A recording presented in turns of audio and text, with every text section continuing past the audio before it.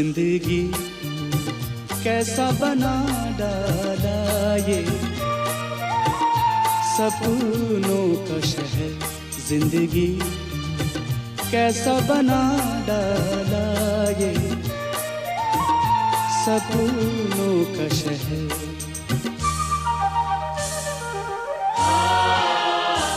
अश्क गिरते हैं तो गिर जाता है, अश्क गिरते हैं तो गिर जाता है ये रेत का घर।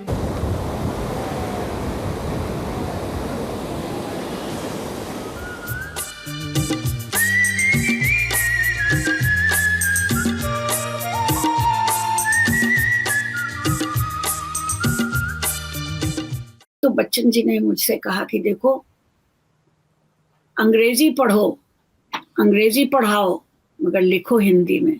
और दूसरी बात जो मैं कह रही हूँ आपसे, जो मेरी दूसरी गुरु थी शिवरानी देवी, तो उन्होंने कहा देखो कुछ भी करो मगर नौकरी मत छोड़ना, क्योंकि हिंदी का लेखक अगर हिंदी पर रहेगा तो बहुत उसकी बहुत दुर्दशा होगी। तो हमने कहा जी हाँ, मैंने प्रेमचंद घर में पढ़ा है। वो बात मेरे दिमाग में ऐसी घुसी कि मैंने बराबर नौकरी करी। कभी ऐसा नहीं हुआ कि मैंने कहा कि चलो मैं फुल टाइम लेखक बन जाऊं। जब मैं अमेरिका पहुंची तो मुझे ऐसा लगा कि वाकई मैं पिंजड़े में बंद थी और मैं आजाद हो गई हूं, क्योंकि भारत में स्वतंत्रता बहुत थी मगर एक बिना बोला अनुशासन तो होता ही है लड़कियों के ऊपर, विशेषतर अविवाहित लड़कियों। किसी भी प्रतिभा की कसौटी मौलिकता को माना जाता है। लीग से हटकर अपनी नई लीग बनाने वाले, शायद इसी वजह से एक खुले आकाश में नई उड़ान के लिए पुराने पिंजरे से बाहर निकली नई कहानी। कोई बंधा फ्रेम नहीं, कोई वाद या पक्षधरता नहीं, अपनी जमीन खुद तैयार करके असल जिंदगी के सच्चे सुख दुख की गारंटी लेकर उतरी नई कहानी। तमाम लेखक, तमाम रचनाएं, नाम बहुत थे, काम बहुत मौलिक। 60 के दशक की उस भीड़ में उषा प्रियंवदा का नाम और काम अपनी चमक अलग बनाए हुए था। शायद शुरू से ही ना तो भाषा उनके आड़े आई और ना ही रचना और समाज का बना बनाया सांचा। 20वीं से 21वीं शताब्दी तक निरंतर रचनारत डॉक्टर उषा प्रियंवदा के चरित्रों और कथ्य में बदलते समय की आहट बराबर मौजूद है, और मौजूद है भाषा का एक खास जादू। एक छोटे से वाक्य से वो ऐसा चित्र बना देती हैं कि पढ़ने वाला अवाक रह जाता है। मैं यहाँ छतरी के नीचे खड़ी हूँ और वहाँ मेरा अकेलापन भीग रहा है। 24 दिसंबर 1930 को कानपुर में जन्मी उषा प्रियंवदा ने इलाहाबाद विश्वविद्यालय से अंग्रेजी साहित्य में एमए और पीएचडी करने के बाद दिल्ली के लेडी श्री राम कॉलेज और इलाहाबाद विश्वविद्यालय में अध्यापन किया। इसी दौरान उन्हें फुलब्राइट स्कॉलरशिप मिली और वे अमेरिका चली गईं।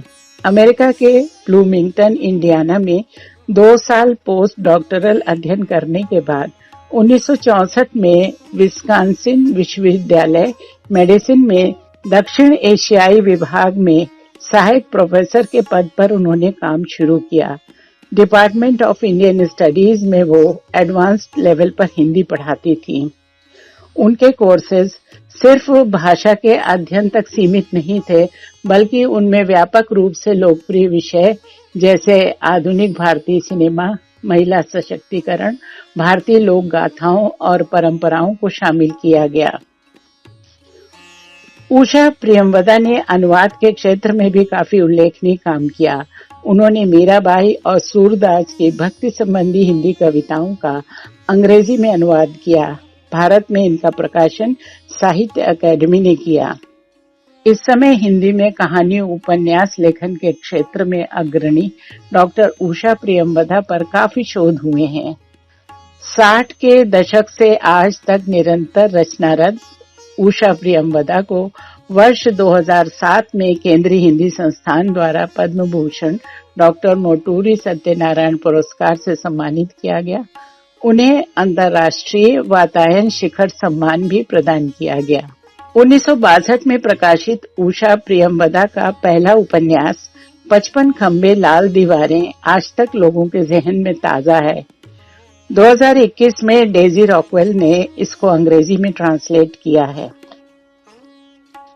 आज मन के मौसम यूट्यूब चैनल में डॉक्टर उषा प्रियंवदा की कहानियों और प्रमुख रूप से 21वीं शताब्दी में प्रकाशित उनके उपन्यासों पर चर्चा के लिए हमने वरिष्ठ आलोचक और कवि डॉक्टर ओम निश्चल को आमंत्रित किया है। इन्होंने हिंदी समीक्षा आलोचना को एक नई जमीन दी है। पिछले 4 दशकों की इनकी साहित्य यात्रा के दौरान प्रकाशित प्रमुख कृतियां हैं भाषा की खादी, शब्द सक्रिय हैं, शब्दों से गपशप, कविता के वरिष्ठ नागरिक और समकालीन हिंदी कविता। संस्कृत काव्यशास्त्र के मर्मज्ञ डॉक्टर ओम निश्चल ने अनेक प्रतिष्ठित रचनाकारों की रचनाएं संपादित की हैं। समय समय पर उन्होंने कहानियों और उपन्यासों पर भी लेखन किया है। कृष्णा सोबती, निर्मल वर्मा, नासिरा शर्मा, सूर्यबाला आदि ऐसे ही कुछ रचनाकार हैं। तो डॉक्टर ओम निश्चल जी, बहुत स्वागत है आपका मन के मौसम में। जी नमस्कार जी। सबसे पहले हम चाहेंगे डॉक्टर उषा प्रियंवदा की कहानियों पर कुछ चर्चा हो, तो थोड़ा सा उनका परिचय मैं देना चाहूंगी। जी जी जी। 1952 से 1989 के कालखंड में फैली उषा प्रियंवदा की कहानियों का अधिकांश 60 के दशक में उनके विदेश प्रवास के बाद आया है। हिंदी साहित्य की आधुनिक महिला कथाकारों में उषा प्रियंवदा का नाम प्रमुखता से लिया जाता है। आधुनिक जीवन की ऊब, छटपटाहट, संतरास और अकेलेपन को उन्होंने बड़ी सजीवता से पेश किया है। वस्तु और शिल्प आप देखेंगे कि दोनों दृष्टियों से ये कहानियां अद्भुत हैं। नई कहानियां के नवंबर 1962 के अंक में डॉक्टर नामवर सिंह ने अपने एक लेख कहानी अच्छी और नई में उषा प्रियंवदा की वापसी को अच्छी और नए भावबोध की कहानी बताया।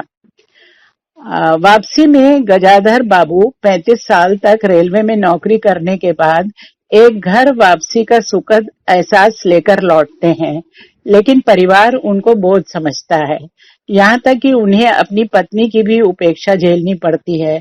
तब वे पलायन का फैसला लेते हैं और जिंदगी द्वारा ठगे गए गजाधर बाबू का जीवन सजी हुई बैठक में रखी उनकी चारपाई की तरह बेमेल है।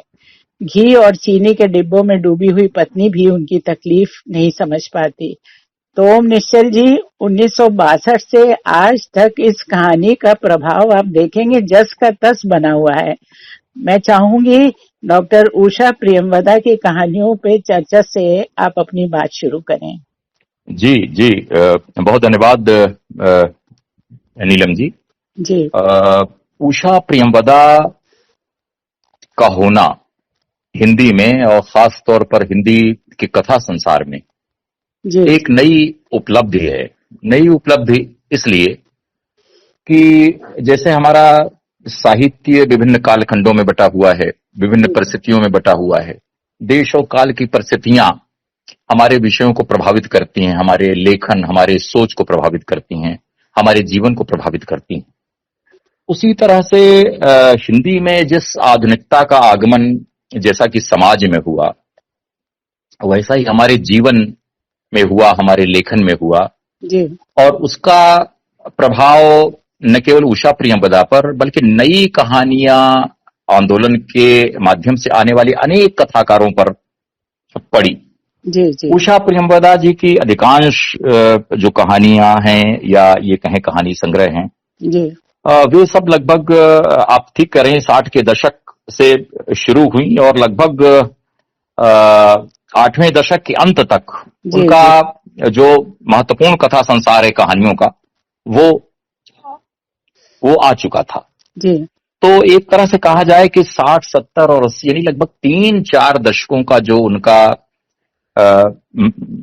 कथा संसार है जी। वो हमारे पास उपलब्ध है उस तरह के मूल्यांकन के लिए।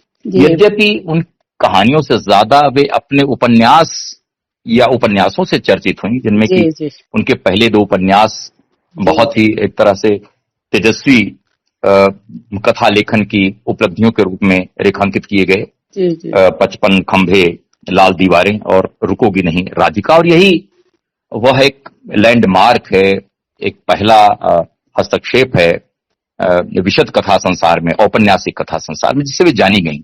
लेकिन उनकी कहानियों में भी इस बड़े कथा संसार की उपलब्धियां एक स्फुलिंग के रूप में हमारे सामने आती हैं।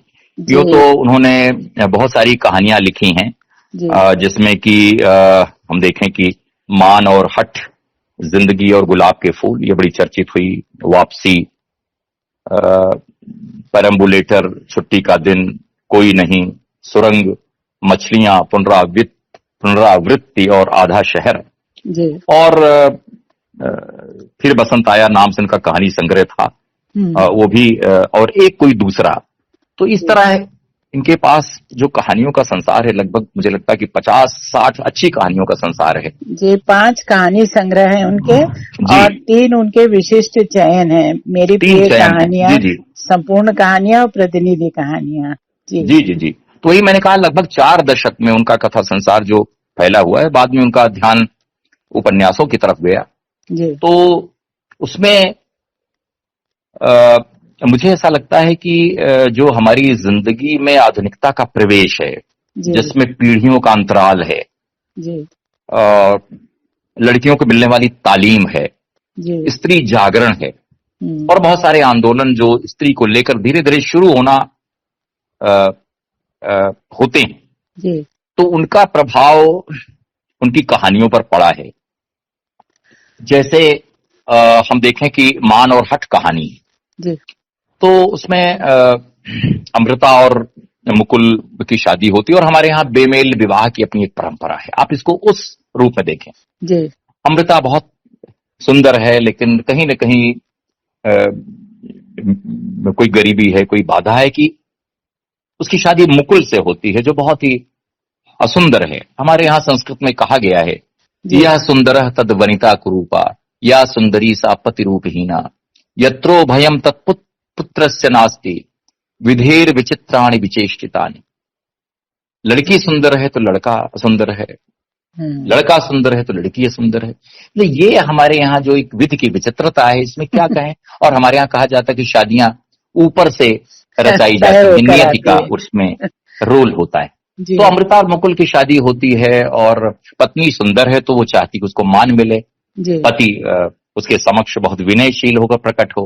लेकिन पति चूंकि पुरुष है, उसमें मेल ईगो है, तत्व इंस्टिंक्ट ज्यादा है, तो जाहिर है वो क्यों झुकेगा। तो वो तो हमारे समाज में प्रचलित है, कन्या से वरदून, एक तो ये हुआ। तो इस तरह से हमारे यहाँ पोषित है हमारी अवधारणाएं।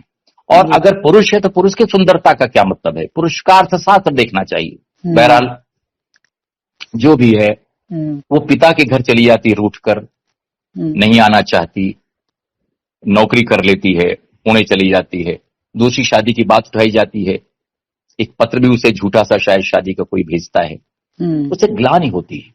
और एक लंबा अंतराल 8 साल का बीत जाता है। अब आप देखें कि 8 साल में जो गृहस्थी उसकी पल्लवित पुष्पित हो सकती थी, वो पत्नी के मान, झूठे अभिमान और शादी से समायोजित न हो पाने की जो स्थितियां हैं, उस पर जो उषा प्रियंवदा का ये कथा विन्यास है, उसकी आप देखें कि दोनों, यद्यपि पत्नी असुंदर पति को नहीं चाहती है उस तरह से कहा जाए, लेकिन उसे विमुख भी नहीं है, वो चाहती बस वो आ जाए, हमें मान मनाकर ले जाए, हमारा मान भी रह जाए, ये है। और इसी जिद पर वो, लेकिन जब ये लगता है कि उसकी शादी हो गई और उसकी कोई चिट्ठी आई हो, उसे पढ़ के ग्लानि होती है।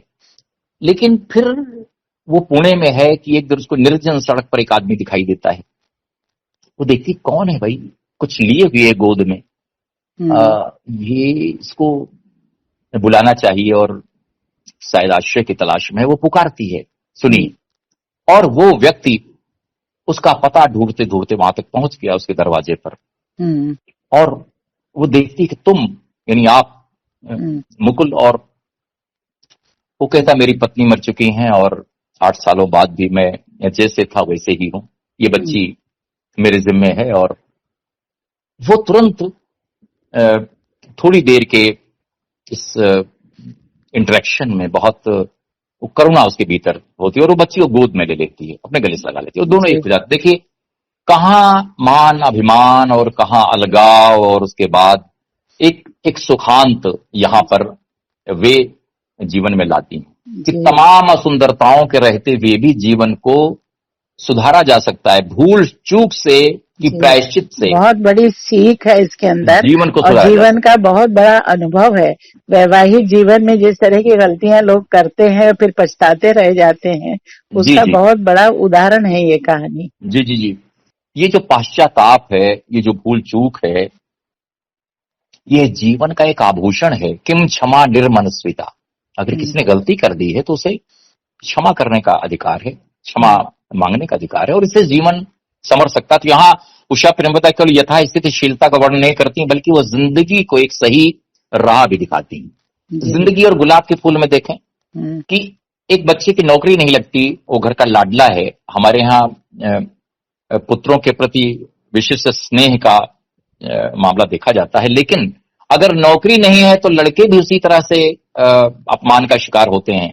जी एक तरह की उनके प्रति घर में सम्मान नहीं मिलता। तो जिंदगी और गुलाब के फूल में सुबोध है, जो उसकी नौकरी नहीं है और वो नौकरी ढूंढता है, नहीं मिलती, पर उसकी बहन को मिल जाती है तो पता चला उसकी मेज भी उसके नाम हो जाती है, उसको नाश्ता भी पहले मिलता है और उसको एक सेकंड सिटीजन का ट्रीटमेंट जैसे मिलता है। जी अब जी ये जो इसका जो दर्द है जिंदगी और गुलाब के फूल में है।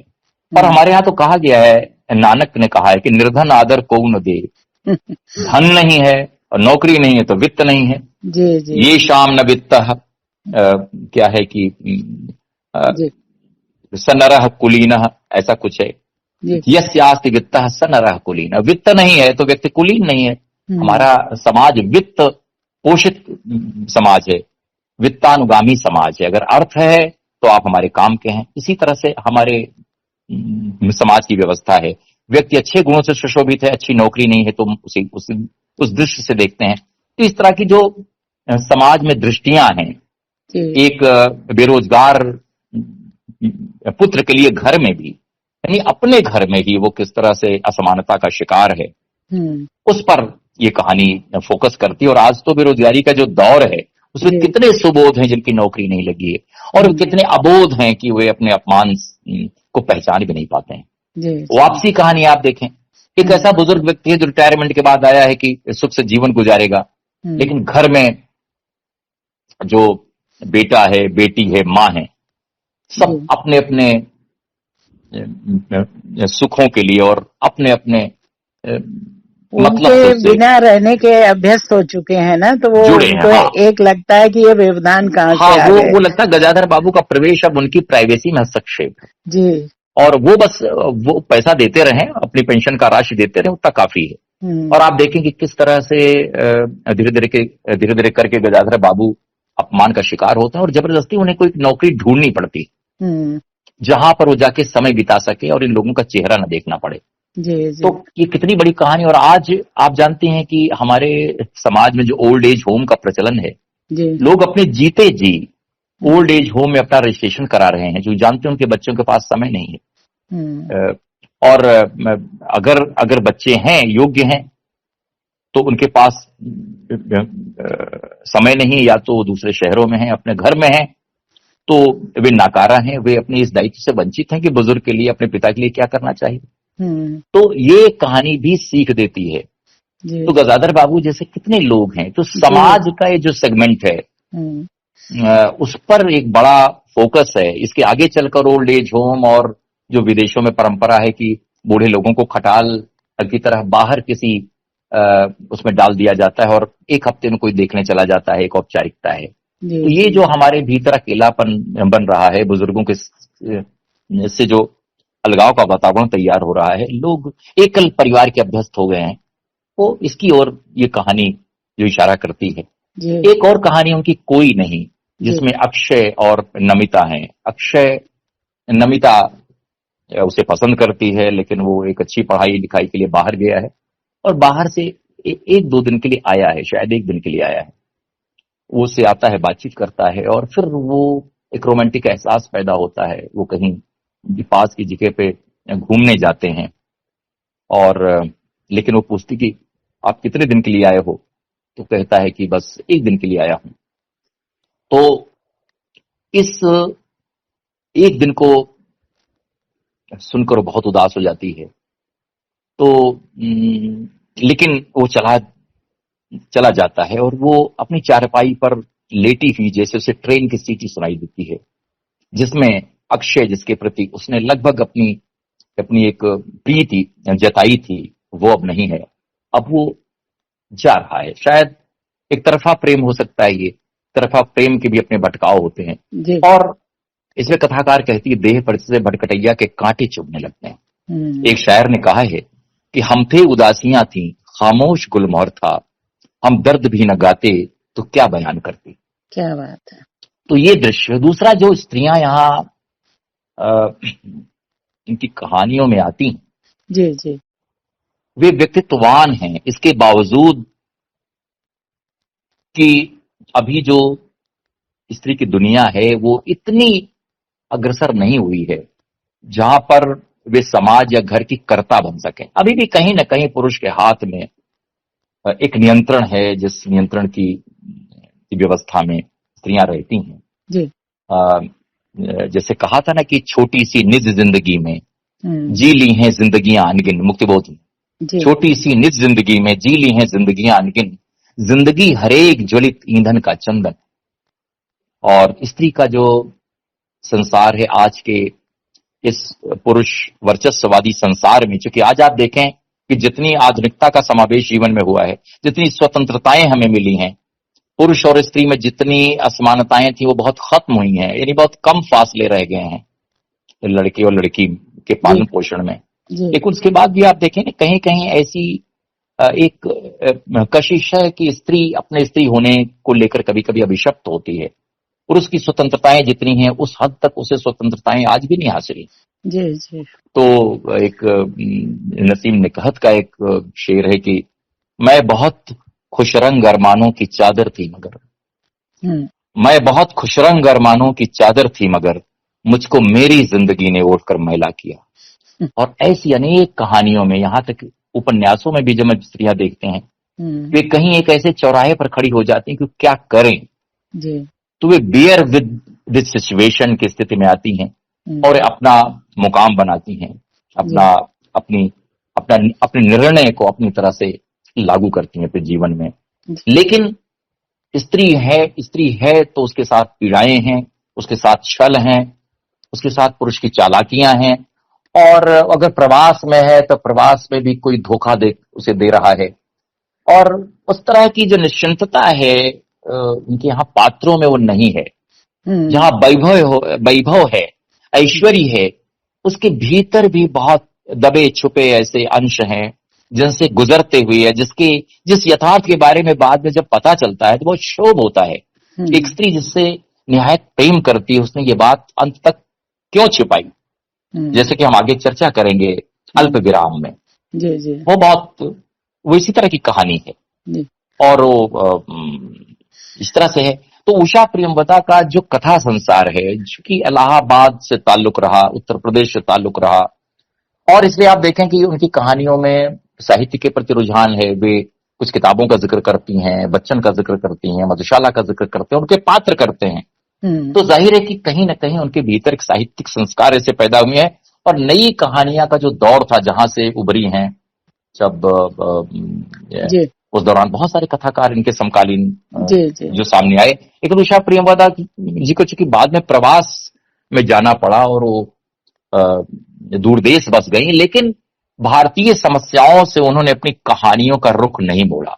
वे उन प्रवासी कथाकारों में नहीं है जो केवल प्रवासी संसार में स्त्रियों की दशा या दुर्दशा का बयान करती हैं। अच्छा, यहाँ एक बात और जोड़ना चाहूंगी, आपकी बात बीच में काट रही हूँ कि अमेरिकी जीवन की भरपूर झलक उषा जी ने अपनी कहानियों में दी है। पश्चिम में जैसे स्त्री और पुरुष दो अलग इकाइयां हैं और भूमंडलीकरण, उदारीकरण, बाजारवाद और उपभोक्तावाद जो आज के समय के प्रसंग हैं, वो भी किसी न किसी रूप में इतने मतलब पहले लिखी हुई कहानियां हैं, लेकिन उस समाज में भी उन्होंने उन चीजों को पकड़ा और मतलब जितना उन्होंने अपने भारतीय परिवेश को नहीं भूला, उतना ही जिस जीवन में रह रही थी वहाँ की विसंगतियों को भी कहानी का विषय बनाया। हाँ, बिल्कुल नीलम जी, जाहिर है कि जो स्त्री पुरुष का जो जो समाज पश्चिम में है, जहां पर की काफी स्वतंत्रताएं हैं, अगर वे प्रेम कर रहे हैं तो साथ हैं और अलग हैं तो बिल्कुल अलग हैं, उनमें कहीं कोई। और लेकिन जहां तक, जैसा कि मैंने कहा कि हमारे समय में, देश काल में भूमंडलीकरण, उदारीकरण, बाजारवाद, उपभोक्तावाद और आज के समय का जो ये मतलबी दुनिया का जो समय है, जो संकीर्णताएं हैं, उन संकीर्णताओं का पूरा संसार उनके यहाँ है। और चूंकि वे लंबे अरसे से अमेरिका में है, तो अमेरिकी संसार का जो जनजीवन है वो तो उनकी कहानियों में और उनके उपन्यासों में भी मुखरित हुआ है। जी। अगर एक पक्ष उनका भारत का है, कोई परिवार, तो दूसरा पक्ष उसी का जुड़ा हुआ एक प्रवास पक्ष भी है जी। कि विदेश में भी उसकी अपनी जड़ें हैं। पूरक है एक तरीके से। हाँ, पूरक हैं। मतलब जैसे कि आप नासिर शर्मा के यहाँ देखती है, जीरो रोड उपन्यास जो है वो जीरो रोड इलाहाबाद से शुरू होता है, लेकिन उसका छोर जो है दुबई से जुड़ता है। दुबई और जीरो रोड में एक एकात्मकता है, एकात्म भाव है। यानी वहां के जो मुस्लिम पात्र हैं वे हिंदू पात्रों से बहुत हिले मिले हैं।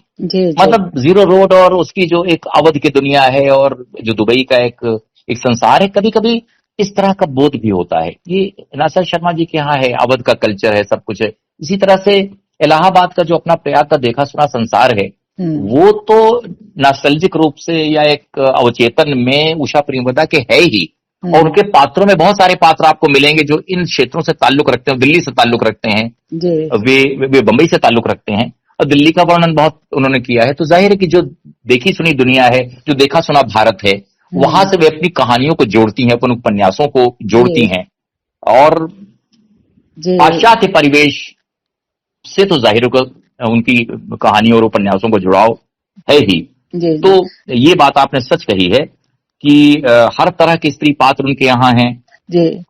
ऐसी लड़कियां हैं, तरह तरह के संघर्ष अनमेल विवाह होते हैं, तरह तरह के संघर्ष हैं उनके। तरह या आत्मनिर्भरता ही कहीं कहीं जो है वो अभिशाप बन जाती है, मुसीबत बन जाती है। जी, एक सीमा बन जाती है। तो ये है विभिन्न, मुझे लगता है कि जीवन जैसा हम जीते हैं, भोगते हैं अपने स्तर पर या पड़ोस के स्तर पर या अपने देखे सुने संसार में, उसका भरपूर वर्णन है। और वे पूरे अपने पात्रों के मनोविज्ञान में घुसती हैं, जैसे समाज के मनोविज्ञान में। इस समाज का मनोशास्त्र है जो अपनी कहानियों में रखती हैं और उपन्यासों में रखती हैं। वहां ईर्ष्या भी है, द्वेष भी है, छल भी है, प्रपंच भी है, पुरुष का प्रेम भी। देखिए उनकी कहानियों में प्रेम भी अद्भुत है। प्रेम एक गोलक है, केंद्रक है। आप देखें कि वो अल्प विराम में भी है, और वो देखें कि भैया कबीर उदास में भी है, और वो नदी में भी है। प्रेम को जीने की चाहत भी, और जहां जहां कुछ टुकड़े समय के जीवन को उपलब्ध होते हैं, प्रेम को जीने वाला संसार उनके यहाँ मिलता है। उस पर कोई खेद नहीं है। प्रेम के जीवन को जीने में कोई खेद प्रकाश नहीं है। अगर पर पुरुष से भी अगर संबंध है तो शायद वो उस निजता के दायरे में अनुभव किया जाने वाला प्रेम है। कुछ पर पुरुष जैसा भाव उनके यहाँ नहीं मिलता। अगर कोई दो व्यक्ति अजनबी भी हैं और एक होते हैं तो शायद वे निजता को जीते हुए अपने संबंध बनाते हैं और उस पर कोई खेद नहीं है। हाँ, किसी का पक्ष लेके किसी का कोई निर्णय नहीं देती हैं। उस स्थितियां जो एक जीवन को मतलब जीवन में आई हैं और जीवन को गवर्न कर रही हैं, तो उनका वर्णन करती हैं और दोनों का पक्ष रखती हैं उसके अंदर। जी। मतलब ये कोई जरूरी नहीं कि नारी को एक आदर्श रूप में दिखाना है, मानी उसको पर पुरुष के प्रति आकर्षित नहीं होना है, पर द्रव्येश लोष्ठवत, मतलब ऐसा कोई आचरण संहिता उनकी कहानियों में नहीं है। और कोई कहानी, किसी कहानी में आचरण संहिता होती भी नहीं है। प्रेमचंद का जो आदर्शोन्मुख यथार्थवाद था, उससे कहानी काफी आगे निकल आई थी। उस दौर के कहानीकार हैं। जैसा जीवन है, जैसा दिखता है, वो जैसा उन्होंने उसका कथा संसार में। जिक्र जी किया है। जी एक बात इसमें कहानी के बारे में आखिरी में ये कहना चाहूंगी कि उषा प्रेमवदा जी ने आम बोलचाल की भाषा के चयन के साथ साथ अपनी कहानियों में वातावरण को बहुत महत्व दिया है, जिससे कहानी में बड़ी जीवंतता का समावेश होता है। जितनी वो कहानी कहती है उतना ही वातावरण भी, और बड़ी मतलब पढ़ते समय ये लगता है कि इसको एक सिटिंग में पूरा पढ़ा जाए, तुरंत पढ़ा जाए। नहीं, बिल्कुल बिल्कुल। जब आप कहानी की बात कर रही हैं तो कहानियों में तो वातावरण खैर उतना ज्यादा हम लोकेट नहीं कर सकते। कहानियों की भाषा में हम भाषा के शरीर को, भाषा के प्रयोग को उतनी विदग्धता से अलगाव के साथ नहीं दे सकते जितना उपन्यास में। जी उपन्यासों में भी आप देखें कि 55 हाँ, खंबे, अब लाल दीवारें का जी परिवेश जी या जी रुकोगी नहीं राधिका का परिवेश, लेकिन उसके बाद आप देखें जो इनका उत्तरवर्ती संसार है, जो कि इस शताब्दी का जो कथा संसार इनका है, जिसमें कि इनके 3 प्रमुख उपन्यास सामने आए, भया कबीर उदास, नदी जी और अल्प विराम। भया जी कबीर उदास में आप देखें, वो विदेश में पढ़ने गई है तो वहां का वातावरण, वो मेपल के पत्ते, वो सब पूरा वातावरण जैसे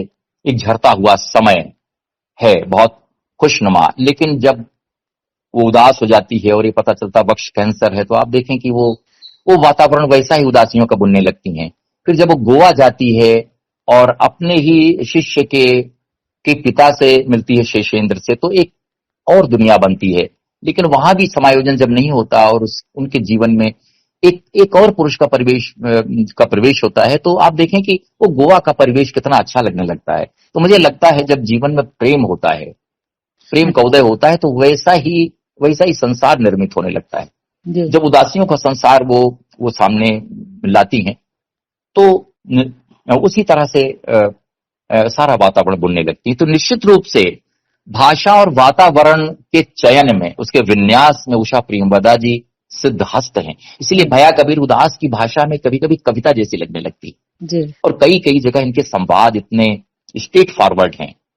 और यानी पुरुष और स्त्री के आपसी प्रेम को भी इन्होंने शब्दों पर बिना आघात दिए, बिना किसी फुहड़ शब्दावली का सहारा लिए बिना, जी जिस तरह से आप्लावित प्रेम के प्रवाह को लक्षित करती हैं, वो बहुत एक अच्छी दृष्टि वाली। और इसमें कोई शक नहीं है कि इलाहाबाद में पली बढ़ी, अंग्रेजी में दीक्षित, लेकिन इलाहाबाद की जो भाषा है, जो उत्तर प्रदेश की भाषा है, जो हिंदुस्तान की भाषा है, उनकी रग रग में है। और अमेरिका जाकर भी उन्होंने अपनी भाषा नहीं खोई है। जैसे लोग कुछ देर के लिए बंबई जाते हैं और अपन अपन करने लगते हैं, वह चीज उनकी भाषा, उनके भाषिक व्यवहार में अभी तक नहीं है। जी जी ये आप सच कहती हैं। उनकी कहानियों का संसार ऐसा ही है, बहुत सीधा साधा, लेकिन आप पढ़ते हैं तो कहीं न कहीं कुछ टूटता है, विचलित हो जाते हैं। जी। तो इसमें जो आपका ये भया कबीर उदास, ये तो आपका बड़ा प्रिय उपन्यास है। कुछ और बात आप इस पर करना चाहेंगे? इसमें कोई शक नहीं कि भया कबीर उदास से मैंने लगभग इनको बहुत अच्छी तरह जाना।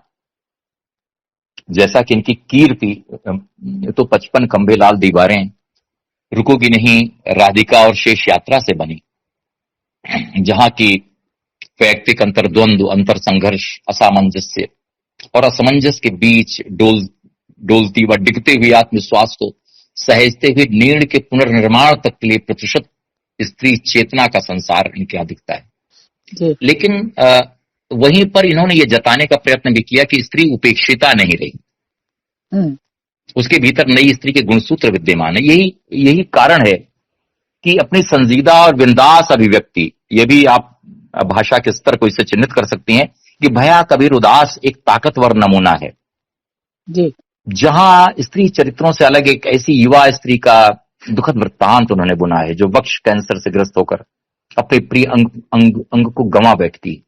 यह पूर्णता उसे सालती है, एक दग्ध हृदय उसके मन में होता है, और अवसाद का एक घना कोहरा उसके इर्द गिर्द है, जैसे जीवन का शोक गीत हो।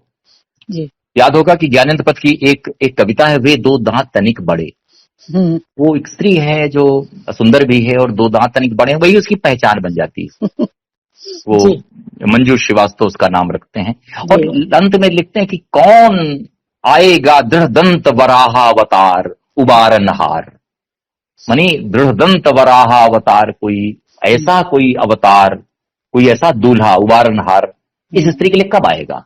उषा प्रियंवदा के इस उपन्यास में भया कबीर उदास में जो लिली पांडे है, वो जब उसे पता चलता है, डॉक्टर उसको चेक करते हैं कि उसे कैंसर है, जी। तो एक आतंक का संदेश है। डॉक्टर जयकरी उसकी स्तनों की बायोप्सी करके और बहुत अफसोस जाहिर करते हैं कि वो कैंसरग्रस्त है।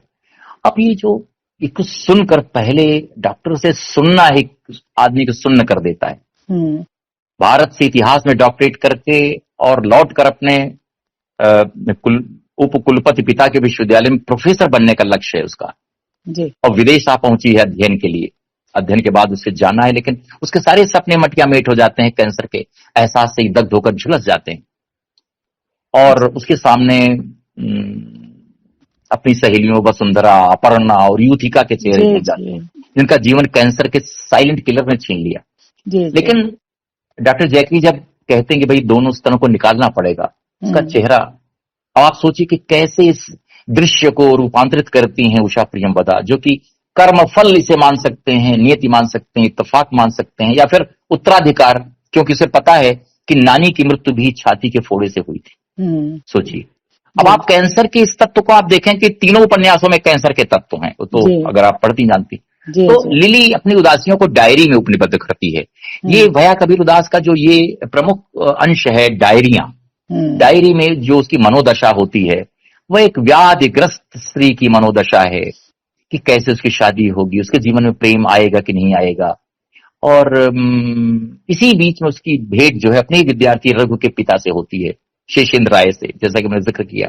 प्रथम दृष्टि विनिमय में ही जैसे कि जन जन मांत्रों का परिचय हो, एक संगीत संध्या में वो शेषेंद्र के नए रूप से परिचित होती है और एक परस्परता बढ़ती है, समर्पण बढ़ता है। लेकिन शेषेंद्र को थोड़ी पता है कि वो वक्ष विहीना है, और शेषेंद्र से नया नाम देते हैं यमन। लिली को कहते हैं यमन, क्योंकि वे संगीत की दुनिया से हैं। लेकिन अंतरंगता से जुड़ना चाहते हुए भी, जैसे कहते हैं ना कि वो निराला की कविता है, बांधो न नाव इस ठाव बंधु, पूछेगा सारा गांव बंधु। ये नियति यमन को शेषेंद्र से जुड़ने नहीं देती, वो हिचकती रहती है, वो अपनी चाहत का गला घोटती रहती है। किसी शायर ने कहा है ना कि बहुत ही तल्ख तजर्बों का नाम है चाहत, जो तुमको अच्छा लगे उससे प्यार मत करना।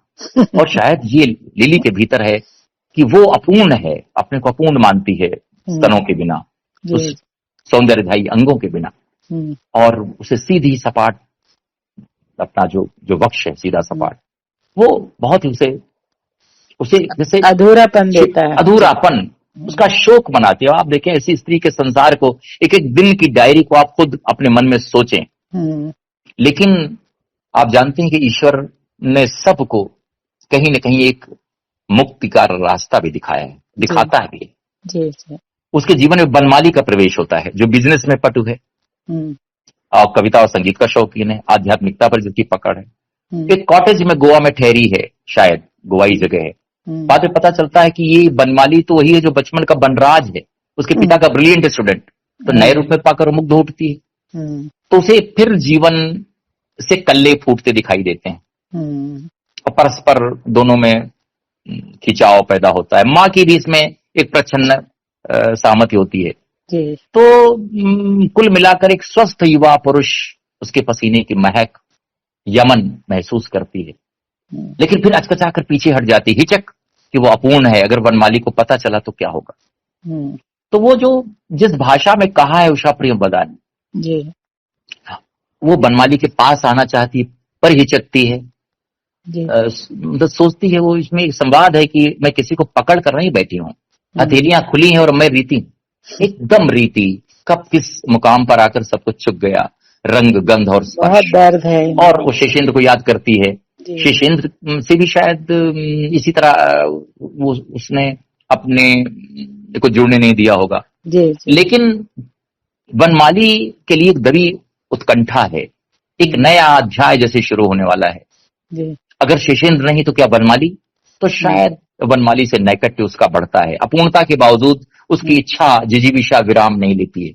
माँ से मिलने दिल्ली आ जाती है, माँ बाहर गई है लेकिन बेटी के आने की खबर पे आ जाती, और फिर वो नाना मामा पिताजी और बाबा उसके मुरलीधर पांडे सब यादों के उजाले में खिल उठते हैं। माँ का हृदय बेटी को पाकर बिल्कुल वत्सल वत्सल होता है। और थोड़ी देर में बनमाली भी उसे ढूंढता हुआ आ पहुंचता है जी। यमन बनमाली के साथ यात्राओं पर जाती है। अंतर्द्वंद से उबरने के लिए एक दिन औचक वो बनमाली से कहती है कि मैं कैंसरग्रस्त हूं, तुम्हें पता है? फिर भी बनमाली कहता सो व्हाट। उसका प्यार अप्रतिहत और उत्कंठित होकर उसे वर्ण करने को प्रस्तुत रहता है। यद्यप बनमाली आश्वस्त है पर उसे लगता है बनमाली से ये सब बताकर उसने अच्छा नहीं किया। अंतरंग और एक सार होना था तब तो बनमाली को जताना ही था। सारे उद्वेलनों को आप सोच सकती हैं कि भया कबीर उदास में, भया कबीर उदास ऐसा पद ही है अपने आप में, जैसे उदासियों का एक सिलसिला, कहीं कहीं जलते शव, कहीं नववधू पूजा अर्चना चूड़ियां और उत्सव। वो गंगा के किनारे आके जैसे लगता है कि वो आह्वान कर रही है कि इसके साथ मैं विसारती हूँ, ये वहां का एक वाक्य है उसका, इसके साथ मैं विसारती हूँ रोग क्षोभ पराजय, और वनमाली के पास लौट आती है कि वो सारी उदासियां जो थी अब खत्म हुई, अब ये वनमाली के साथ एक नई सुबह का आरंभ है। तो आप देखें कि स्त्री के जीवन में कितना कठिन है, बहुत मुश्किल से वो पड़ाव तक पहुंच पाती है। जी जी जी जी जी जी। तो आप देखिए कि ये मतलब जो उबारनहार की बात कर रहा हूं कि अज्ञे ने कहा था ना कि अज्ञे ने कहा था दुख सबको मांझता है। मैं कहता हूं कि दुख मांझता होगा औरों को, उसके लिए दुख एक तल विहीन जी विहीन कुआं है जिसमें वो बार बार गिर जाती है और वहीं कहीं अटक गई है। कोई नहीं उबारने आएगा उसे, अगर बाहर आना है तो अपने आप, पर वो अभी समय नहीं आया है। और उसमें इतना साहस, इतनी ताकत या इतना इच्छा बल भी नहीं है। अब वो इसे बनारस का दृश्य है, वो यमन जो है वो हरिश्चंद्र घाट पर चिताओं की लपटें देखती है तो कबीर की पंक्तियां याद हो जाती हैं। सब तन जलता देखकर भया कबीर उदास। सौंदर्य के सारे भौतिक प्रतिमान जहां पहुंचकर निर्मूल हो जाते हैं, एक दिन तो जलना ही है, वहां पहुंचकर वक्ष विहीना यमन एक नई ताकत से भर उठती है। ये हम न मरब मरी है संसारा। तो कबीर को चित्रित करते हुए अब देखिए कि 55 खंभे लाल दीवारें में आर्थिक अवलंबन मनी सुषमा के बहाने अविवाहित स्त्रियों की समस्या उठाई है, जो आप जानते हैं कि आज भी रुकोगी नहीं राधिका में 20 वर्ष छोटी स्त्री से विवाह किया है। पसंदीदा उपन्यास है। जी जी जी जी, जी। तो राधिका का आप किरदार देखें, मतलब विद्रोही तेवर है उसका। उस समय विद्रोही स्त्रियों के तेवर कृष्णा सोबती के चरित्र में भी दिखते थे। जाहिर है कि उसी दौर की लेखिका हैं, थोड़ा इधर उधर 1-2 साल का अंतर है, दोनों समकालीन हैं, और दोनों की स्त्रियां बोल्ड होती हैं, अपने आप निर्णय भी लेती हैं। तो पिता के प्रति इतना कठोर बन जाती है राधिका की समस्त आग्रहों को ठुकरा कर अपने मित्र के साथ चल देती है, और एक कहते ही रह जाते हैं रुकोगी नहीं राधिका। शेष यात्रा की जो नायिका है अनु, उसका पति बेवफाई करता है, उसकी कीमत अदा करती है और अपने जद्दोजहद और ताकत की बदौलत अंततः अपनी अस्मिता को रिटेन करती है।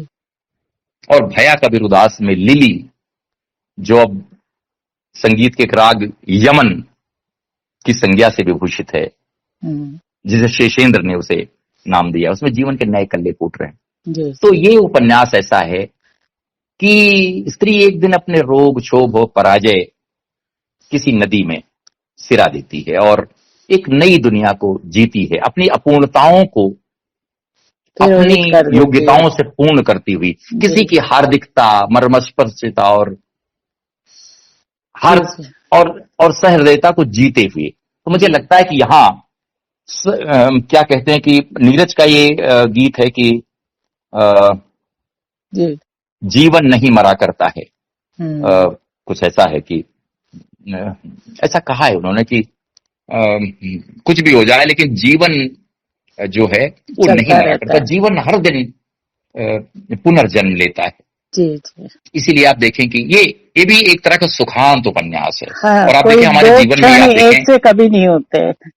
बिल्कुल बिल्कुल, हमारे यहाँ तो ऐसे लोग भी हैं। एक कथाकार है विभा रानी, आपने देखा होगा, उन्होंने तो पूरी किताबें लिख दी कैंसर से बचने के बाद, और जीवन में फिर लौटी पूरी हार्दिकता के साथ।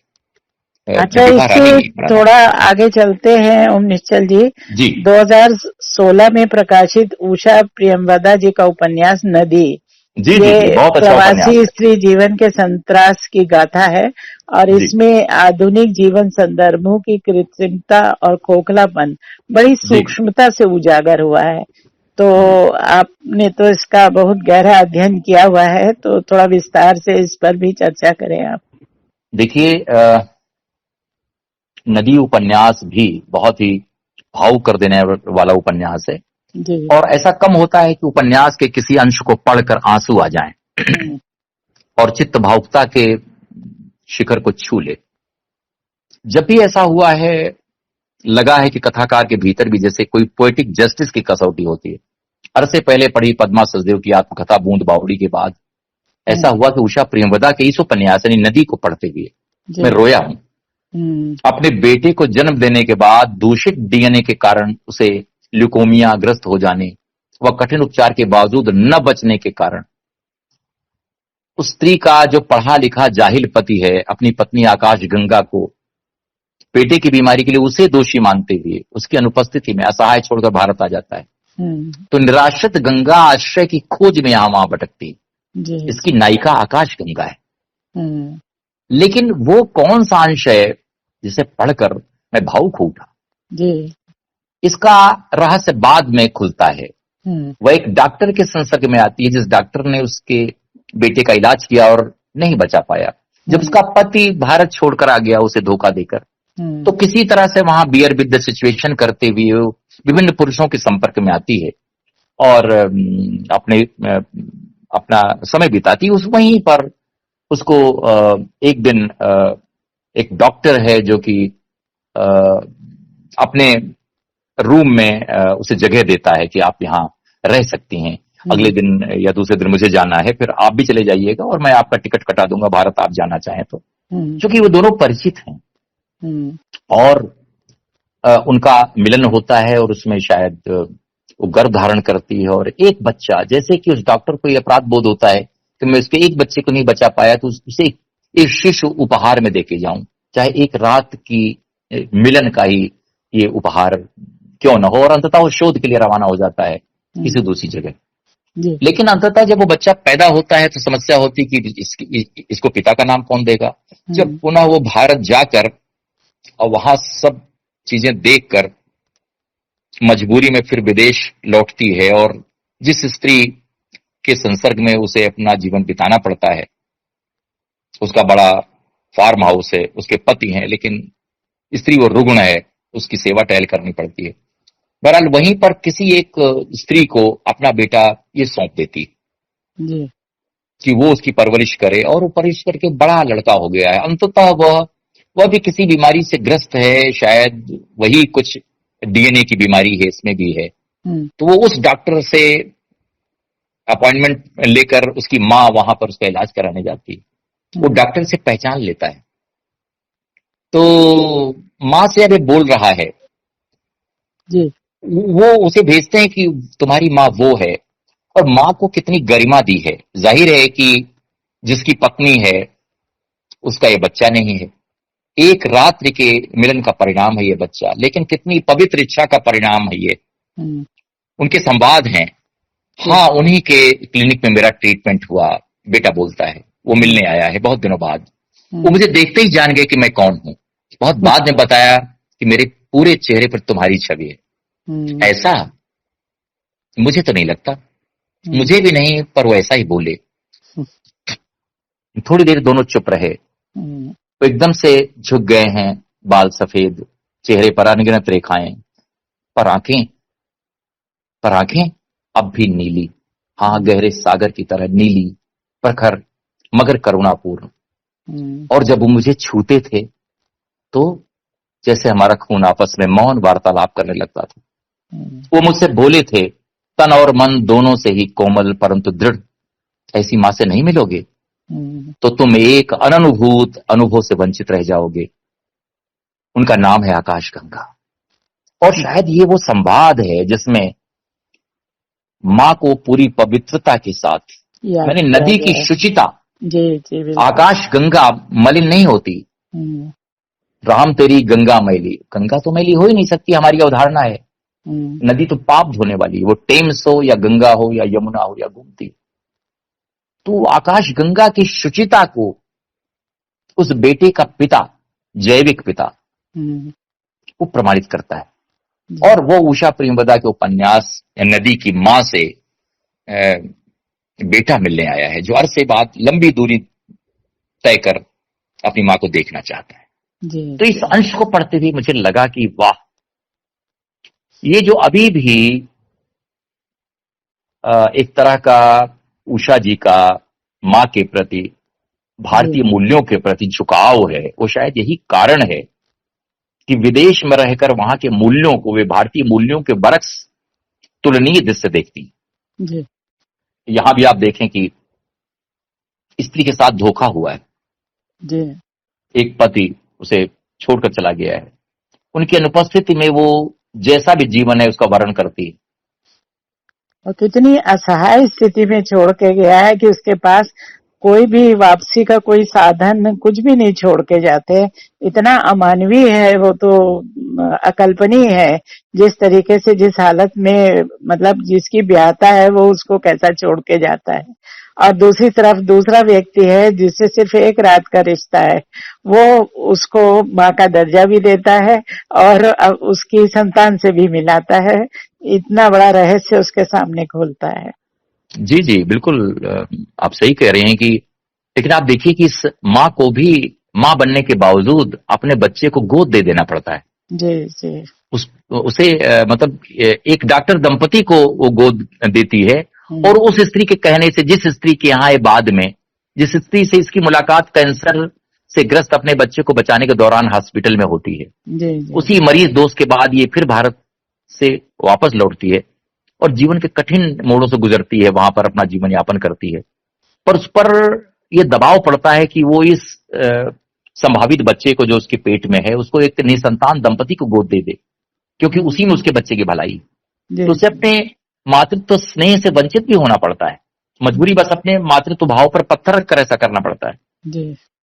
पर वही बेटा, वही बच्चा जब ल्यूकेमिया से ग्रस्त होकर संयोग से अपने ही पिता डॉक्टर एरिक के इलाज से बच जाता है, एरिक नाम है डॉक्टर का, तो उसके कहने पर अपनी माँ को खोजते हुए सुदूर देश से उसके पास आता है। और जब पहली बार वो उसे माँ कहकर पुकारता है, मैं माँ आपको कह सकता हूं, तो रोम रोम से हिरन और आंखें नमी से भर उठती हैं, क्योंकि पहली बार बच्चा लगभग 17-18 साल, जितनी साल का वयस्क हुआ है, पहली बार वो माँ कह रहा है और दावे से कह रहा है, प्रामाणिकता से कह रहा है, उसका डीएनए बोल रहा है जी। तो उषा प्रेमवदा स्त्री की शुचिता को अपनी लेखनी से लांछित नहीं होने देती। मातृत्व और वात्सल्य बोध से गुजरते, ये बहुत बड़ा उसका नाम है संदेश बेटे का इस उपन्यास स्टीवन, और उसका नाम क्या रखती है नीलम जी? स्तव्य। और गंगा की बदकहियां उसकी अधेड़ दुखान जिंदगी की मरु यात्रा को सुखांत के जल से सींचती है। जैसे भया कबीर उदास की रुग्ण नायिका के बाद अभिशप्त नियति का शिकार एक स्त्री आकाश गंगा, ये भी परिस्थिति बस बनाए गए एकाधिक संबंधों के बावजूद किस तरह पुनः स्त्री की गरिमा को लौटाती हैं, ये देखना कितना सुखद लगता है। क्योंकि एरिक से संपर्क के पहले एक ट्रेवल एजेंसी या ऐसा कुछ चलाने वाले व्यक्ति से भी संपर्क होता है, और व्यक्ति भी कोई लंपट नहीं है, बड़े प्रेम से वो रखता है। वो कहता मैं तो आपसे प्रेम के लिए मनोहार करता हूं, मैं इस योग्य तो नहीं हूं। उससे भी संबंध बनता है, और उस संबंध को भी वो मजबूरी का संबंध नहीं है, चित्त की गरिमा से स्थापित किया हुआ संबंध है। यद्यपि जब वो किसी माँ फिर वो अकेली पड़ जाती है, तब वो एरिक के संसर्ग में आती है, अब कहाँ रहे। तो ये जो है मतलब स्त्री की गरिमा को किस लौटाती है, और ये देखना कितना सुखद लगता है कि ये सब बिना नारीवादी शोरगुल के करती हैं। जी बिल्कुल। वे जताती है कि न हर पुरुष खराब है न हर स्त्री, कभी परिस्थितियां, कभी नियति, कभी ओछी मानवीय प्रवृत्तियां राह में आड़े जरूर आती हैं, पर परिस्थितियां जीवन की बुझती बाती को बुझने से बचा भी लेती। हाँ, लेकिन स्त्री की गरिमा को वो स्थापित करने का प्रयास लगातार करती हैं, सायास नहीं करती हैं, लेकिन वो पूरे साक्ष्यों के साथ उसको स्टैब्लिश करती हैं उसमें। ये नहीं लगता कि वो नारीवादी कोई सोच के साथ इसको लिख रही हैं, लेकिन वो इतना सहज ढंग से आता है कि आदमी अभिभूत हो जाता है। जी जी जी, मैं ये कह रहा हूँ जी कि वो एरिक के साथ जब कमरा शेयर करती है स्त्री आकाशगंगा, जी तो एक अजाने आकर्षण में खिंचकर सहज संबंध बनते हैं, जैसे कि किसी से नहीं बन जाते, किंतु इतने भर से वो खुद भी आत्मग्लान इसका शिकार नहीं होती, न वो अपने को शुचिता या कालुष्य के कटघरे में खड़ा करती है, वरना खुद इसलिए सोचती अरे मैंने क्या किया, बल्कि इन्हें वो सहज संबंधों के खाते में डाल कर चलती, बिना देह मुक्ति का गान किए।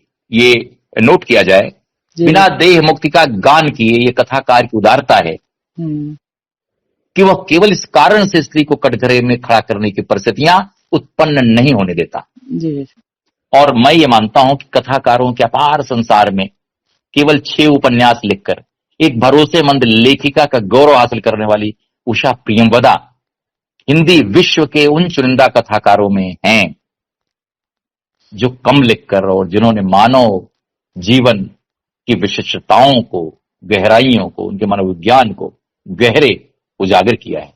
उनका कथा संयम, संयोजित विषय वस्तु, चरित्रों को डूबकर जीने और मूल्यों के प्रति जिजीवश होने की उनकी प्रतिश्रुति उन्हें हिंदी के चंद कथाकारों के बीच में खड़ा करती है, इसमें कोई संदेह नहीं। अच्छा, मैं मानता हूं, जी अगर मुझे निष्कर्ष के रूप में माने, कि नदी वास्तव में संघर्षशील स्त्री की प्रवहमानता का प्रतीक है। बिल्कुल, आकाशगंगा भारतीय स्त्री की अक्षुण्ण संवेदना का साक्ष्य।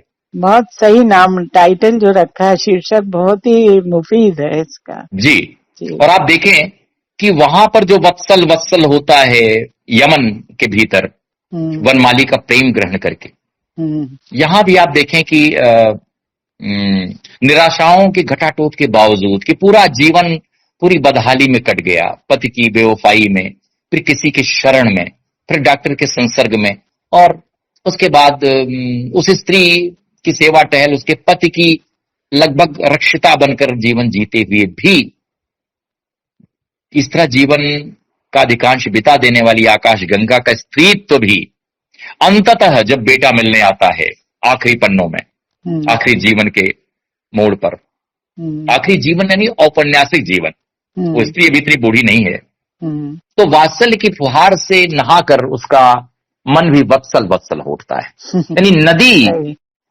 अपनी ही फुहारों से, अपने ही स्नेह से जैसे पूरी मानवता को सींचती है, उसका अपना कलमश भी उसके प्रवाह में बह जाता है। ये कुछ ऐसा संदेश मुझे लगता है कि उषा प्रेमवदा जी ने देना चाहा है। अच्छा ओम जी, अंत में हम चर्चा करेंगे 2019 में प्रकाशित उषा प्रियंवदा जी का उपन्यास अल्प विराम की। यह मृत्यु के मुहाने पर एक परिपक्व व्यक्ति की अपने से आधी उम्र की युवती से प्रेम गाथा के साथ साथ एक युवती के स्वयं सिद्ध होने की भी यात्रा है। और हमें लग रहा है कि हम जिस तरह से इनकी उपन्यासों पर चर्चा कर रहे हैं, तो ये उसका भी एक आगे का पड़ाव ही है, क्योंकि यात्रा का बिंब उषा जी के उपन्यासों में बार बार लौट कर आता है। और ये यात्रा भी जैसे संबंधों की, व्यक्तियों की यात्रा चल रही है, तो कुछ अल्प विराम के बारे में भी आप बताएं। जी, अल्प विराम के बारे में आप बताएं कि कैसा लगा ये उपन्यास आपको।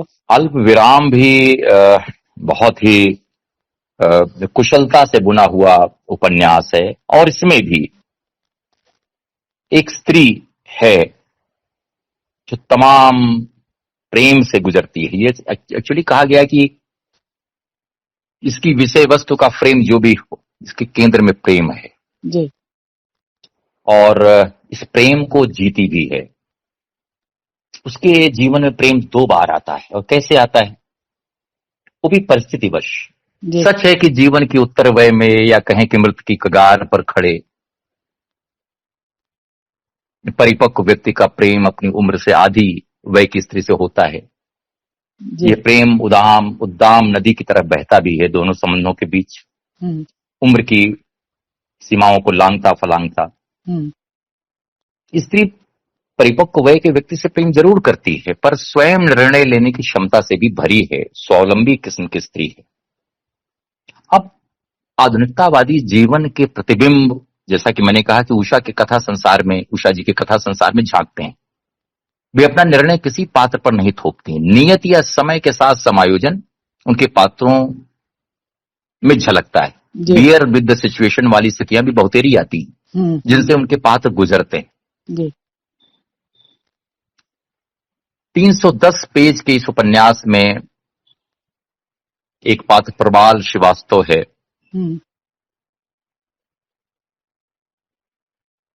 जो कहते हैं कि कभी इस स्त्री के जीवन में जिसका प्रवेश हुआ, लेकिन साथ रहने का सुयोग नहीं बना।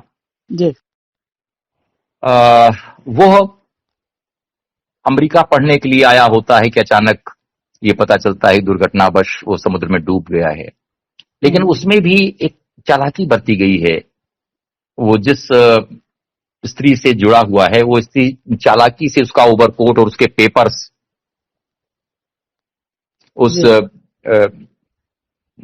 उसके सामानों में मिलता है, जिससे पुष्टि हो सके कि अरे भाई उसका ओवरकोट है, उसके पेपर्स हैं। तो जाहिर है कि वो समुद्र में ही डूब गया है कहीं, या उसकी टोह नहीं मिलती, उसका सुराग नहीं मिलता। तो प्रवाल जो उसके जीवन का प्रथम प्रेम था, वह कहीं भटक गया है, वह उसका सुराग नहीं मिलता है। जी। तो एक बार वो कभी उसकी जो प्रवाल की तथाकथित पत्नी है अथीना, उसके साथ लकी को देखकर उसे शक होता है कि ये प्रवाल ही है। पूछती भी कि लकी तुम्हारा पति हो नहीं सकता, लेकिन वो कहती नहीं, ये तो मेरा ही पति है। तुम तो ऐसा करो कि तुम वापस जाओ और अतीत को भूलो, नई जिंदगी गढ़ो। यानी अथीना के प्रभाव में वो लकी होता है, इसलिए वो कुछ इस तरह का जाल रचती है जिससे कि लगे कि अब वो इस दुनिया में नहीं है। जी। अल्प विराम क्या है? नायिका के जीवन का वो कालखंड है जो है तो अल्पकाल का। यानी जो प्रेममय जीवन था वो अल्पकाल का था, क्योंकि वो व्यक्ति जिसने उससे विवाह किया है उत्तर वय में, वो जाहिर है कि कुछ रुग्णताओं से भरा हुआ होगा, उसका जीवन काल बहुत कम बचा है। तो लेकिन ये जिंदगी किसी अल्प विराम पर खत्म नहीं होती, किसी पूर्ण विराम तक चलती है। तो इसी तरह ये कहानी भी सतत चलती है। एक संवाद देखें, एक संवाद मैंने ये जाहिर करने के लिए, क्या है अल्प विराम। वह चाय पीने का वक्त हो चला था, पर हमारे कमरे में मोटे पर्दे थे, हल्का हल्का अंधकार था और गीलेपन में तरबतर दो प्रेमी। आप कितने जटिल हैं, तुम भी तो, और मैं नहीं। शायद नहीं, क्योंकि तुम्हारी जीवन शिक्षा तो अब प्रारंभ हुई है। आपकी पत्नी बनकर तुम मेरा संपूर्ण अस्तित्व हो, केवल पत्नी नहीं, आप भी तो मेरे नहीं। पति अचानक उठकर बैठ गए, पलंग से उठकर खड़े होते हुए बोले, मैं तुम्हारे जीवन में एक विराम हूं, एक अल्प विराम। अल्प विराम? मैं समझी नहीं। एक दिन समझ जाओगी। चलो अब उठो, नहाओ, मैं लान पर जा रहा हूं, बहुत भूख लग रही है। पर मैं उठती नहीं, उठूंगी भी नहीं, सहेजती रहूंगी अंगों की ये सुखद अनुभूति, प्यार की वर्षा का सुख। और फिर उसके बाद के पन्नों में ससुराल का वर्णन, आंगन का, चौक का, किताब घर का। चूंकि ये जो पति है, जिसको हल्दीपुरी कहते हैं, हल्दीपुरी राजा की रियासत कभी मिली थी इस परिवार को, उसी का ये सदस्य है।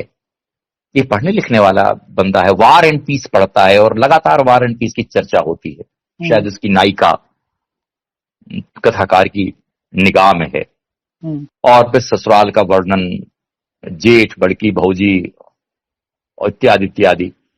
तो इतनी बड़ी कोठी और इतने बड़े परिवार में उसकी शादी हुई है।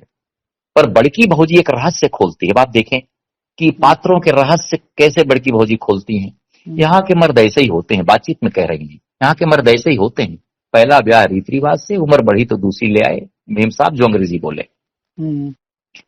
इनके बाबा जितने अय्याश थे, हमारे ससुर जी उतने ही तापस। सच कहती हूँ, ये हल्दीपुरी पुरुष जितने देखने में अंदर से अच्छे, उतने ही कपटी विलासी। हल्दीपुर राजा की रियासत मिली इसलिए हल्दीपुरी कहलाते हैं। बस तुम खुश रहो, कितने अरमानों से बम भोला तुम्हें ब्याह कर लाए। वर्षों से योगी का जीवन जिया है। यानी वो देवर जो है, उसका नाम बम भोला है, यानी वो एक सूफी तरीके का है। लेकिन उसी समय एक घटना घटित होती है जिसमें जो कोई सजनी श्रीवास्तव को पूछते हुए आया है, वो उनके पति से हाथ मिलाता है, बोलता मैं लकी शाह।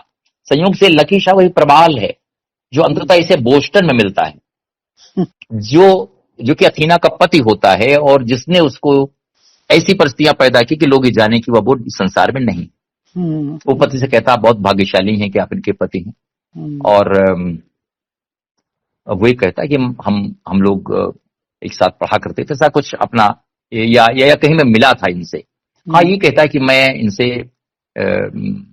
मिला था, इससे परिचित है उनसे। हाँ, मिला था, इसलिए ये तो। लेकिन इस चीज को वो पुरुष जो जिसने बड़ी उम्र में शादी की, इसको एहसास होता है, कुछ ईर्ष्या बोध होता है और इसको ये चीज पचती नहीं है। अंत में कहीं कहीं वो चुटकी लेता, अच्छा वो तुम्हारे आशिक महोदय, और ये उस व्यक्ति के पीछे पूरी जासूसी करता है, शोध कार्य करता है, पता लगा लेता है कि ये व्यक्ति लकी शाह नहीं, ये प्रवाल है और ये प्रवाल इसका पूर्व पति इस स्त्री का जिससे मैंने शादी की है। और ये पत्नी अभी युवा है, जाहिर है कि मेरी मृत्यु पहले हो जाएगी और फिर उस व्यक्ति के साथ हो जाएगी। उसको इसका बहुत मलाल पूरे उपन्यास में ये है। फिर दिन कहता है चलो तुम्हें हम घुमाने ले चलते हैं, और मॉस्को, लेनिनग्राद, ताशकंद, कहाँ चलोगी? फिर ये होता है कि बोस्टन चलते हैं, वहीं तो तुम्हारे आशिक भी तो हैं, वही लकी प्रसाद शाह। वे वहां कविता कहानी लिखते हैं और पढ़ाते भी हैं। तो कहते रहे आप मुझे चढ़ाना छोड़े, न वो मेरे आशिक हैं न आपके रकीब, आप चिंता मत करें। बोस्टन की यात्रा पर निकलती है। 6 खंडों का उपन्यास है। 5वें खंड में बोस्टन की यात्रा पर निकलते हैं और वहीं पर उसकी माँ वगैरह, मम्मी से बातचीत में गीत हमारे अवध का बड़ा फेमस है, वो भी इसमें आता है कि कौन रंग मुगवा। एक स्त्री बैठी जिसकी शादी हो रही है, तमाम पुरुष बैठे हैं, पता नहीं चलता कि कौन उसका पति है। तो एक गीत गाया जाता है, उसका उल्लेख किया है, कौने रंग मुगवा कौन रंग मोतिया, वो कौने रंग ननदी तोरे बिरना। तो कहती है लाल रंग मुगवा सफेद रंग मोतिया मोरे बिरना। तो ये इस तरह से होता है। और अब ये खंड जो आता है उसमें बोस्टन की यात्रा पर निकल जाते हैं।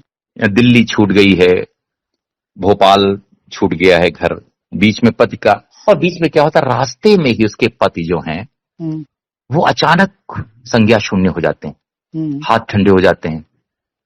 फिर पता है कि जहाज में कोई एक डॉक्टर आते हैं, इंजेक्शन देते हैं, पर वे निश्चल सोए हुए, शांत, निस्तब्ध। वो कहती है वो मर चुके थे। उस विमान के उतरते ही शव, जैसे शव यात्रा बन गई हो, उसका उनको अस्पताल ले जाया जाता है जी। उसको रिसीव करने के लिए रेबेका और ईसाक आए हुए हैं, जो रूथ और रेचल के माता पिता हैं। जाहिर इनका कोई संबंध रहा होगा इनके पति का। जब सब हो जाता तो कब दाह संस्कार होगा, कब क्या होगा, सब विदेश जाने की और मुड़ते हैं। दिल्ली, भोपाल में घर है और दिल्ली में लोग इनके रिश्ते में है, तो आते हैं, दूसरे दिन पहुंचते हैं। पर जब पहुंचते हैं तो ये पता चलता है कि अमृत कला उन व्यक्ति की जो हल्दीपुरी जी हैं, उनकी पहली पत्नी और 4 बेटे और एक बहू भी आए। अच्छा। जेठ जी परिचय कराते हैं कि ये इनका डाइवोर्स हो गया था, तुम्हें तो पता ही होगा। उसने कहा मुझे तो नहीं पता। वो सोचती सभी ने बात छिपाई, न तो मेरे पति ने बताई न इन लोगों ने बताई। एक सन्नाटा, एक अतीत जो इतनी दिनों तक छुपा रहा, इस तरह से सामने आया। हाँ, अब सामने आया है जब वो नहीं है। और सामने केवल नहीं आया, उनकी अब आगे चलकर आगे के अंशों में प्रेम पत्र और पति की डायरी मिलती है। ये तब तक जीवन काल में प्रेम पत्र और पति की डायरी पढ़ नहीं पाई थी, तो सामने ही रहते थे और पढ़ने लिखने से उसको ज्यादा कोई सरोकार नहीं था। लेकिन जब ब्रीफकेस बाद में मिलता है, वो महसूस करती कि मैं बहुत अकेली हूं। दाह संस्कार के बाद तो परिवार के लोग वापस हो जाते हैं, पर उनका भाई कहता तुम चाहो तो जब चाहो तब आ जाना। और लेकिन शवदाह से पहले वो स्त्री अपने पति का चेहरा नहीं देख पाती, जैसे इतना प्रेम करती है। इन बड़ी उम्र के वय के व्यक्ति से भी उसका ऐसा सघन प्रेम दिखाया है उषा प्रेमवदा ने, जैसे जीवन को किसी भी मोड़ पर जिया जा सकता है, ये सूत्र उसकी। लेकिन पति की अब उसके हाथ में वो ब्रीफकेस लगता है और उसके पति की डायरी लगती है जी। और उस डायरी में सब कन्फेशंस हैं। समय मेरे पास नहीं है कम से कम अशोक के वृक्ष लाने और रोपने। अशोक के वृक्ष की चर्चा करता है बहुत, फूलने तक कि अशोक का कब वृक्ष लगाऊंगा फूलेगा। मगर तुम रहोगी मांगलिक, यानी पति प्रिया, पति के न होने पर भी, क्योंकि मेरे जाने के बाद भी मेरा अक्षुण्ण प्यार तो रहेगा। इसी डायरी और पत्र में अपने पूर्व विवाह की जानकारी देता है कि मेरा ऐसा ऐसा हो गया, मैं बताना भूल गया तुम्हें, यानी इतने दिनों बाद। वो डायरी में बच्चन की मधुशाला और प्रेम भरी पंक्तियों का जिक्र करता है। शेष बहुत है रात अभी मत जाओ, या मैं इसीलिए खड़ा रहा कि तुम मुझे पुकार लो। इसी डायरी में वो लिखता है कि एक बात जो होठों पर आती थी वो ये कि लकी शाह नाम का व्यक्ति ही तुम्हारा पति। मेरे हृदय में कई कांटे थे, मेरी उम्र, मेरा कैंसर से युद्ध और मेरा संतान न दे पाने का एहसास, ये तीन उसके साथ ही चले जाते हैं। उम्र उसकी बड़ी है, वो कैंसर से जूझ रहा है और उसका कोई संतान नहीं। वो एक अकेले अधूरे पृष्ठ के रूप में है स्त्री जी। तो लेकिन अब वो कहता है, डायरी के अंतिम वाक्य हैं उसके, कई डायरी अंश हैं।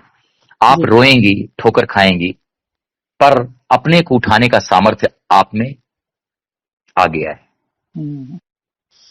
अब सही निर्णय लेंगी आप, क्योंकि गलत राह पकड़ना आपकी प्रकृति के विरुद्ध है। इतना वो पत्नी के प्रति आश्वस्त होता, अपनी डायरी में अंततः कहता कि मैं तो न रहूंगा, लेकिन मुझे विश्वास है कि तुम जो भी निर्णय लोगी सही लोगी, सही निर्णय। और इसके बाद के अंशों में अचानक किसी नदी के किनारे है, बोस्टन की कोई नदी है, चार्ल्स नदी शायद है, उसके किनारे वो बेंच पर बैठी है उदास, और वो कागज पत्र उसके हाथ में है। अंततः एक भीतर के कोलाहल से बाहर जैसे आ गई है। अचानक उसका कागज पानी में गिरने ही वाला था कि कोई एक हाथ अचानक आकर उसे थाम लेता है। बोस्टन में लकी शाह के होने की बात पति ने कही थी, लकी शाह उसके सामने थे। तब वो कहता कि ऐसे नहीं, इस नदी को गंदा मत करो, चलो। वो लकी के घर जाती है होटल में जाने के बजाय। और वो लकी वहां कैसे पहुंचा है? लकी पहुंचा है कि वो उसके अखबार में, बोस्टन ग्लोब में एक निधन का समाचार है कि शीर्षेंदु हल्दीपुरी का देहांत हो गया है। और वो वही लकी शाह प्रवाल है। वो घर ले आता है, छोटी चारपाई होती है, छोटी जगह होती है, लेकिन ये पता चलता है कि उसकी पत्नी जो थी अथीना, उसकी भी डेथ हो चुकी है। और जब मैं भारत लौट कर गया तो देखा कि तुम्हारा ब्याह हो चुका है। और इधर अथीना कहती है कि तुम अब मेरे हो, तुम देश छोड़कर चले आए हो, ये वो। तो बहरहाल उसको जो है वो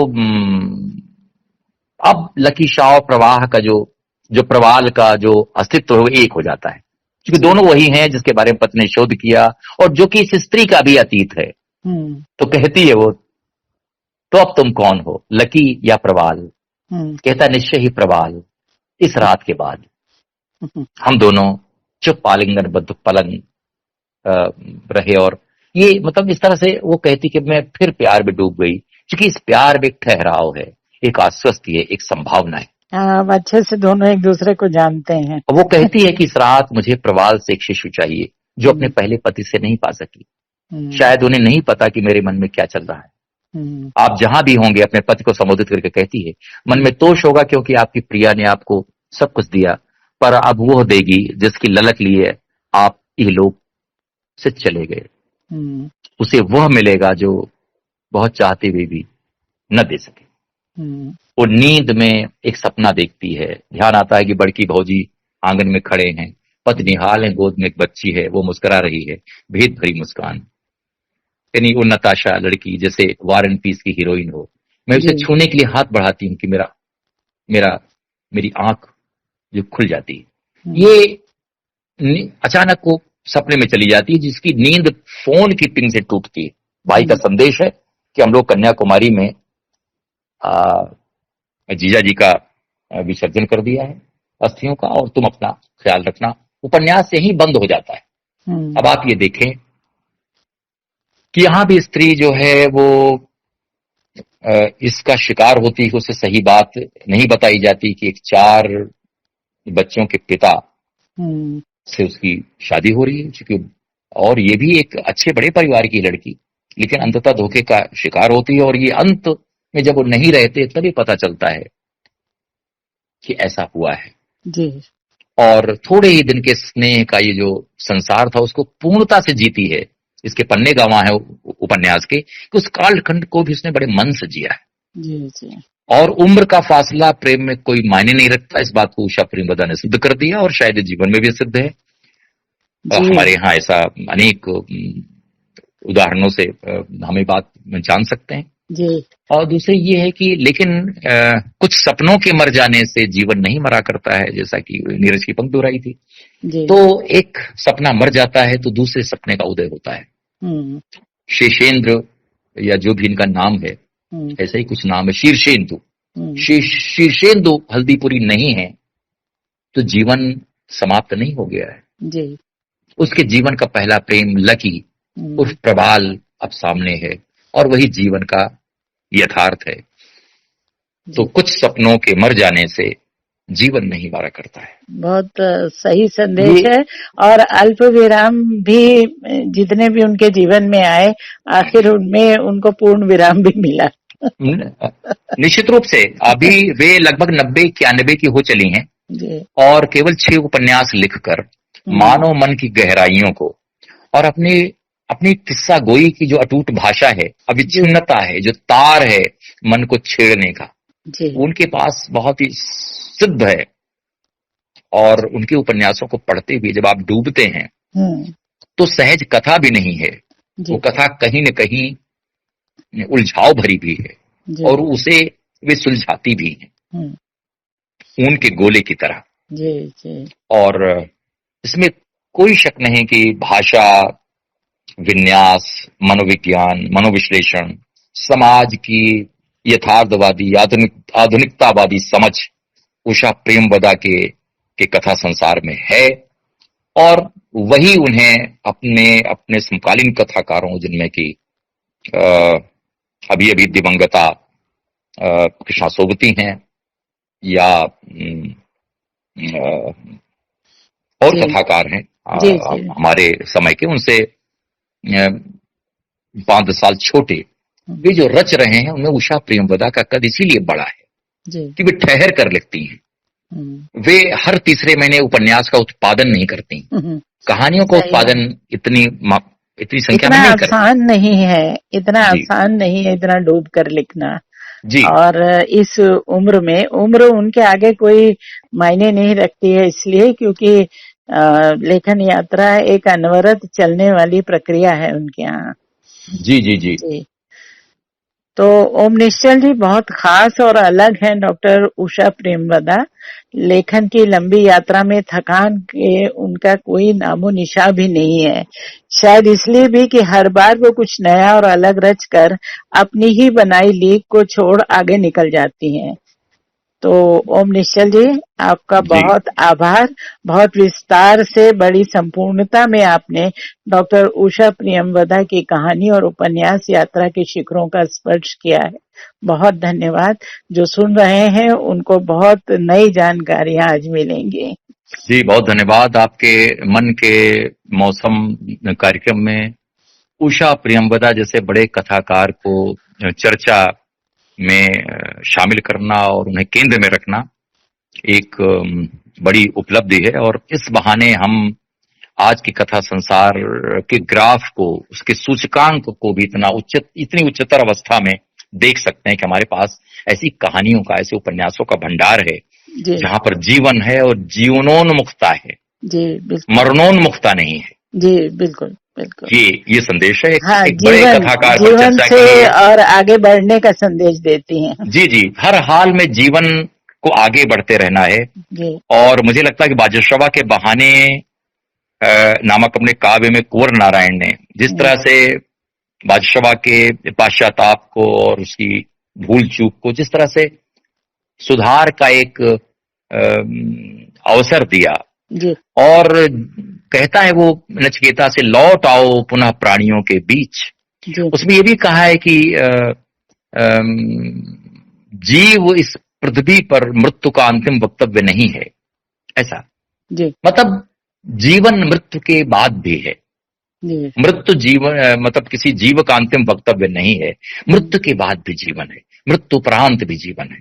तो ये जीवन का आलेखन है जो उषा प्रेमवदा अपनी कहानियों में रखती हैं। बिल्कुल सही कहा जीवन की दुश्वारियां, जीवन की कठिनाइयां, लेकिन उसके उलझाव के बीच सुलझाव के अनेक मोड़, ये उषा प्रेमवदा का कथा संसार है। बहुत धन्यवाद इस चर्चा में हमें शामिल करने के लिए नीलम जी।